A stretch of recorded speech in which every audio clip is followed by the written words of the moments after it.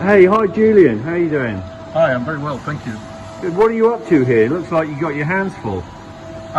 Yes, I have.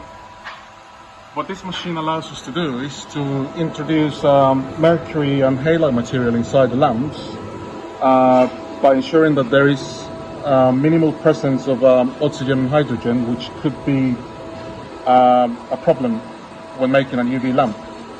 Wow, right. So it's not so easy making a UV lamp then? No, there is a lot of steps that need to be taken to ensure that we can deliver the highest quality product we possibly can. Yeah. So I can see you've got like a little syringe thing there. Yes, in order to introduce the material inside the lamps, we pick it up using a syringe and a needle. Yeah. And then we introduce it into the lamp in a controlled environment. Well, thank you very much, Julian. I'll let you crack on. Thank you. Cheers.